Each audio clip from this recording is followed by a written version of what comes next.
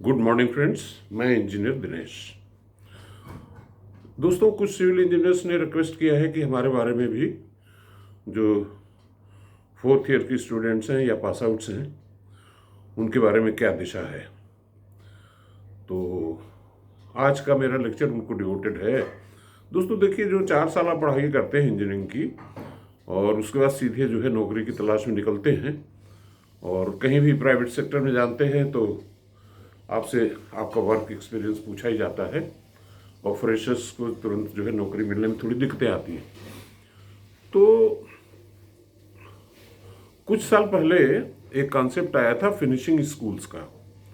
जैसा कि मैंने अपने कई लेक्चरों में बताया है कि पढ़ाई, आपने क्या पढ़ाई की, किसने पढ़ाया, उसकी क्या क्वालिटी है, क्या आपने इंफॉर्मेशन वहाँ सीखा। देखिए, आपको सारा इंफॉर्मेशन सिखाया जाता है विच इज़ ऑलरेडी अवेलेबल, और आपका ज्ञान वाली स्विच जो है उसको ऑन नहीं किया जाता कि समस्याओं का हल आप खुद खोजें। तो ज़्यादा इधर उधर की बातें न करते हुए देखिए, सिविल इंजीनियरिंग का मेन जो थीम है वो ये है कि putting the right material at right place, यानी कि कम जो सही मात्रा में जो सामान चाहिए कहाँ पे रखना है उस जगह पे आपने रखा, तो इसको असली इंजीनियरिंग कहते हैं। अगर मान लीजिए कि ज़रूरत है कहीं पे 4 इंच स्लैब की और आपने 6 इंच स्लैब बना दिया, तो एक्सेस मटेरियल वेस्ट हुआ। यानी कि 10 फीट स्पैन है, आपने बना दिया 6 इंच की स्लैब, तो अनावश्यक बिल्डिंग का वजन आपने बढ़ाया। देखिए, मुख्य चीज़ अब सिविल इंजीनियरिंग की ये है कि आपको जो कॉलेज में पढ़ाया जा रहा है उससे थोड़ा सा बाहर निकलना है और जो पढ़ाया गया है उसके सहारे हम क्या निकाल सकते हैं निष्कर्ष। जैसे एक छोटी सी बात बताएं कि एक मान लीजिए कोई बीम है, उस पर कुछ लोडिंग है, बेंडिंग मोमेंट m है, तो उस बीम में जो स्ट्रेस का फार्मूला है that is stress is equal to m into y upon I, where m is the bending moment, y is the distance from the neutral axis and I is the moment of inertia of the section। अब देखिए, ये equation तो आपने पढ़ लिया, लेकिन अब इसमें इस इक्वेशन की मदद से आप आरसीसी की बीम या स्टील गर्डर आप डिज़ाइन कर लेंगे, कोई बड़ी बात नहीं है। लेकिन सवाल इस बात का है कि हम ऐसा क्या कर सकते हैं कि कम मटेरियल में हमारा ज़्यादा मजबूत बीम या स्लैब बन जाए। तो इसके लिए थोड़ा सा आपका इंसाइट ये डेवलप करना चाहिए कि देखिए, नेचर की इंजीनियरिंग क्या है इसको हमें समझना पड़ेगा, और उसके लिए पुस्तक मैं आपको प्रिस्क्राइब करता हूँ, उसको आप जरूर पढ़ें, साइनर्जेटिक्स वॉल्यूम 1 एंड 2। ये लिखा किसने है? रिचर्ड बकमिनिस्टर फूलर ने। रिचर्ड बकमिनिस्टर फूलर को आपने नहीं अगर अध्ययन किया और नेचर की इंजीनियरिंग नहीं समझा, तो आपका सिविल इंजीनियरिंग का ज्ञान जो आपने इंफॉर्मेशन गैदर की है उसका कोई बहुत महत्व नहीं है, क्योंकि जो नॉलेज, जो इंफॉर्मेशन अवेलेबल है उससे एक कदम आगे निकलेंगे तब जा करके एंटरप्रेन्योरशिप या बिजनेस पैदा होता है और तब जा करके आपकी वैल्यू बढ़ती है। तो नेचर की इंजीनियरिंग क्या है आप इस तरह समझिए कि अगर सपोज कीजिए कि आपके पास एक वायर है या सरिया मान लीजिए 2 सूत की है, तो 2 सूत की सरिया को आप ऐसे मोड़ सकते हैं, लेकिन 2 सूत की सरिया में जितना लोहा लगा हुआ है अगर उसकी हम पाइप बना दें, भले ही वो 2 mm थिकनेस की पाइप बनाएं, तो और डायमीटर सपोज कीजिए उसका 1 इंच 1.5 इंच हो जाए, तो उस 1.5 इंच की पाइप को आप मोड़ नहीं पाओगे, जबकि सरिया आप मोड़ देते थे। यानी हुआ क्या है कि the same material has been put at the right place. ये सूत्र वाक्य है, इसको याद रखिए, right material at right place.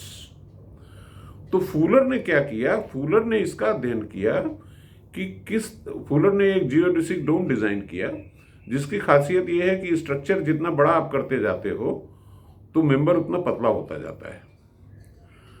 तो मुख्य चीज ये है कि न्यूट्रल एक्सिस जो हमारी है, न्यूट्रल एक्सिस के इर्द गिर्द मास की जरूरत नहीं है। तो मुख्य चीज ये है कि जो भी हमारा मेंबर है, स्ट्रक्चरल मेंबर, उसमें जहां पे न्यूट्रल एक्सिस है उसके इर्द गिर्द जहां तक उसकी इफेक्टिवनेस है, उसका मटेरियल हम कैसे बाहर निकालें। और in fact most of the members में जो स्ट्रेस पैदा होती है वो आउटर लेयर्स में पैदा होती है, चाहे टॉप की लेयर्स हो या बॉटम की। तो इसी थ्योरी के बेसिस पे विदेशों से लेकर के देश में तमाम मटेरियल डेवलप किए जा रहे हैं और किए गए हैं।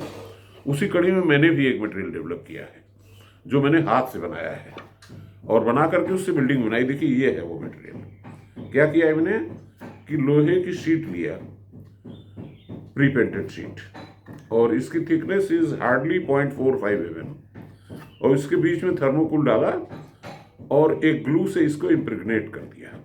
अब देखिए इसकी स्ट्रेंथ देखिए, इसका वजन देखिए, वेटलेस है। This is a building material which I developed eight green technology, handmade, और इससे मैंने बहुत सारी बिल्डिंग्स भी बनाई। तो ये सिर्फ इतनी सी बात है कि राइट मटेरियल मैंने राइट प्लेस पे, इसको कंपोजिट भी बोलते हैं। इस तरह के तमाम मटेरियल मैंने खोजे हैं और बनाए हैं। इसी तरीके का एक मटेरियल पफ पैनल जो कि फैक्ट्री में बन रहा है, उसमें भी शीट मेटल को बाहर कर देते हैं, बीच में फोम डाल देते हैं। यानी कि जहाँ पे स्ट्रेस नहीं है वहाँ पे ऐसा मटेरियल डाल दो जो इंसुलेटिंग हो। तो इसकी खासियत क्या हुई कि एक तो मटेरियल बन गया, दूसरा इसमें इंसुलेशन गर्मी नहीं आएगी। तो एक इक्वेशन आपको ये समझना है, My/I का उपयोग हम इस तरह से करें कि स्ट्रेस बेयरिंग कैपेसिटी हमारी बढ़ जाए और मटेरियल कम हो जाए, जैसा कि मैंने पाइप वाला उदाहरण आपको बताया। दूसरी जो महत्वपूर्ण चीज है जिसपे सिविल इंजीनियर्स ध्यान नहीं देते वो है टेम्परेचर। देखिए हमारे यहाँ गर्मी पड़ती है और अगर हम ईंट पत्थर से मकान बनाते रहे तो उसकी थर्मल कंडक्टिविटी की वैल्यू 1 मान लीजिए अगर, तो हीट जितनी है बाहर सब अंदर आती है, सभी मटेरियल में आएगी। लेकिन अगर बीच में इंसुलेटिंग मटेरियल डाल दिया जिसकी इंसुलेटिंग वैल्यू जो है 0.04 हो, 0.02 हो, 0.1 हो, या एयर ही डाल दिया, तो हीट कंडक्शन कम हो जाएगा, यानी कि हमारे एयर कंडीशनिंग पे लोड कम हो जाएगा या कमरा हमारा गर्म नहीं होगा इतनी आसानी से। तो ये सब कुछ फंडामेंटल चीज़ें हैं जिस पे मैं आपका ध्यान आकृष्ट करूंगा और समझाऊंगा हमारी इन ऑनलाइन फिनिशिंग क्लासेस के माध्यम से। हमें आप सब्सक्राइब करें न करें, इससे हमारी सेहत पे कोई असर नहीं पड़ता, इसलिए कि ये सारी क्लासेस फ्री ऑफ कॉस्ट हैं। और मैं कोई सेमिनार वाला सिस्टम नहीं बना रहा हूँ कि आप इतना पैसा जमा करिए तो आप सेमिनार में हिस्सा लीजिए, कुछ नहीं। मेरा सिर्फ इतना उद्देश्य है कि जो हमारे इंजीनियर ब्रदर्स हैं जो 4 साल की पढ़ाई करके निकल रहे हैं, उनके लिए क्या मैं नया आइटम ऐसा प्रस्तुत कर दूं जिससे वो अपना कारोबार भी शुरू कर दे, नंबर 1। एंड नंबर 2, अगर वो जॉब सीकर भी है तो उनको प्रेफरेंस मिलेगी, वो नए आइटम्स क्रिएट कर सकेंगे, कॉस्ट बचा सकेंगे और क्वालिटी इंप्रूव कर सकेंगे। धन्यवाद।